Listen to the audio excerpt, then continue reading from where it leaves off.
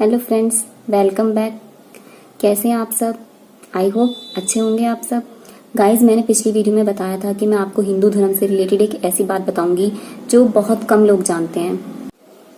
Guys, मैंने बहुत से लोगों को कहते सुना है कि हिंदुओं के 33 करोड़ देवी देवता हैं। क्या आपने भी ये बात सुनी है? चलिए जानते हैं ये बात कितनी सच है।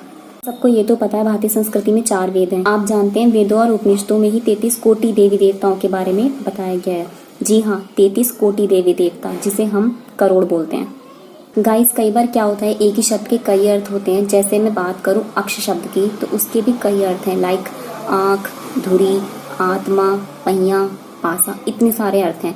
तो कोटि जो शब्द है वो देव भाषा संस्कृत का है, जिसके 2 अर्थ हैं। सबसे पहला अर्थ इसका होता है प्रकार और दूसरा अर्थ होता है इसका करोड़। गाइस, कई बार होता है महापुरुषों को सम्मान देने के लिए बोलते हैं कोटि कोटि प्रणाम। तो इसका मतलब ये नहीं होता कि करोड़ों करोड़ों बार प्रणाम। इसका मतलब ये होता है कि संसार में जितने भी प्रकार के नमस्कार हैं मैं वो आपको करता हूँ। चलिए गाइस, ये बात तो क्लियर हो गई कि हिंदुओं के 33 करोड़ देवी देवता नहीं है, 33 कोटि देवी देवता है। तो अब मैं आपको इनके बारे में एक एक करके बताऊंगी आगे।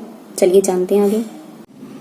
गाइस, सबसे पहले आते हैं 8 वसु। वसु शब्द का जो अर्थ होता है वो होता है वसाने वाला, अर्थात जहाँ आत्मा का वास होता है। तो इन सब में देखा जाए तो धरती, जल, आकाश, सूर्य, चंद्रमा, नक्षत्र, अग्नि, वायु, ये हमारे 8 वसु हैं। गाइस, इसके बाद आते हैं हमारे 11 रुद्र। रुद्र का अर्थ होता है अव्यय, अर्थात कभी न खत्म होने वाला। जब ये 11 रुद्र हमारे शरीर से बाहर निकल जाते हैं तो हमारे सगे संबंधी रोने लगते हैं। तो इसका एक अर्थ होता है रुलाने वाला। तो इन 11 रुद्रों में आते हैं प्राण, अपान, व्यान, समान, उदान, नाग, कुर्म, किरकल, देवदत्त, धनंजय, ये हुए 10। अगर हम उसके बाद बात करें 11वें रुद्र की, तो वो खुद जीव आत्मा होती है। गाइस, इसके बाद हम बात करते हैं 12 आदित्यों की।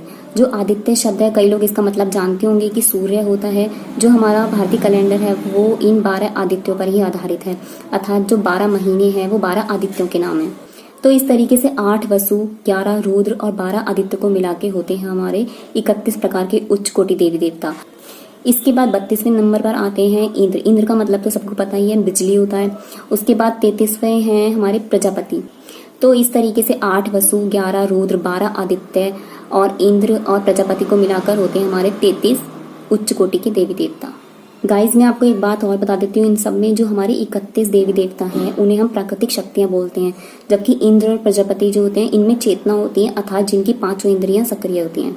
तो गाइज, कैसा लगा आज आपको ये बात जान के कि हिंदुओं के 33 करोड़ देवी देवता नहीं होते, 33 उच्च कोटि के देवी देवता होते हैं। मुझे तो बहुत अच्छा लगा था जब मुझे ये बात पता चली थी। तो मुझे लगा कि मुझे आप सबसे ये बात शेयर करनी चाहिए।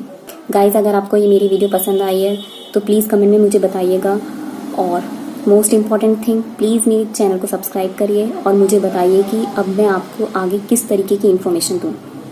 Thank you guys. चलिए अब हम मिलते हैं अपनी नेक्स्ट वीडियो में, जिसमें मैं आपको ये बताऊंगी कि लोग कोविड-19 से बचने के लिए क्या क्या तरीके अपना रहे हैं। तब तक के लिए stay home, stay safe, be happy.